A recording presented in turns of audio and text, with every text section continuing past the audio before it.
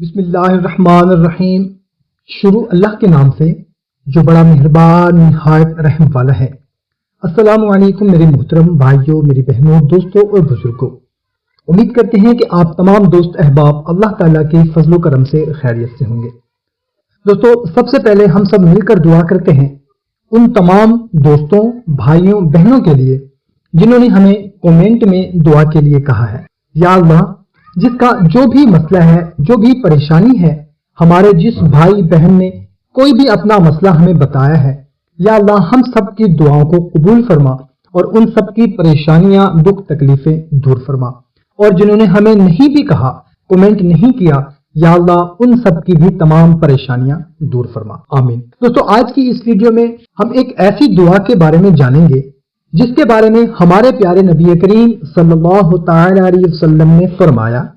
یہ مشکات شریف کی روایت ہے کہ جو بندہ رات کو سونے سے پہلے 3 بار یہ دعا پڑھ لے گا، اللہ رب العالمین اس بندے کے گناہوں کو معاف فرما دیں گے، چاہے اس کے گناہ سمندر کی جھاگ سے بھی زیادہ ہوں گے، سبحان اللہ، اور اس کے گناہ درخت کے پتوں سے بھی اگر زیادہ ہوں گے تو وہ بھی معاف فرما دیں گے، سبحان اللہ۔ تو میرے بھائیوں اور بہنوں، وہ دعا یہ ہے: استغفر اللہ الذی لا الہ الا هو الحی القیوم واتوب الیہ۔ روزانہ رات کو سونے سے پہلے اگر آپ 3 بار اس کو پڑھ لیں گے تو آپ کے گناہ اگر درختوں کے پتوں سے بھی زیادہ ہوں گے تو کائنات کا رب وہ تمام گناہ معاف فرما دے گا۔ آئیں سب مل کر ایک مرتبہ اس دعا کو پڑھ لیتے ہیں تاکہ آپ تمام دوستوں کو یاد ہو جائے۔ استغفر اللہ الذی لا الہ الا هو الحی القیوم واتوب الیہ۔ دوستو، بہت ہی مختصر اور آسان سی دعا ہے۔ ہمارے بہت سے بھائیوں بہنوں کو تو زبانی یاد ہوگی، اور اگر جن کو یاد نہیں ہے تو 4-5 دن اگر دیکھ کر پڑھ لیں گے تو انشاءاللہ تعالی اس کے بعد یاد ہو جائے گی۔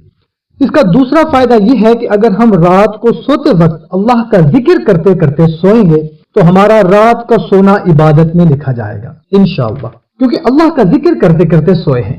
اور اس کا تیسرا فائدہ ہے کہ زندگی اور موت کا پتہ نہیں ہے، پتہ نہیں ہمیں کل کا دن دیکھنا نصیب ہو کہ نہ ہو، لہذا سونے سے پہلے تمام گناہوں کو یاد کر کے اللہ کی بارگاہ میں ان گناہوں کی معافی مانگ کے سچے دل سے توبہ کر کے سوئیں، اور کوشش کریں کہ آئندہ بھی ان تمام گناہوں سے ہم بچتے رہیں۔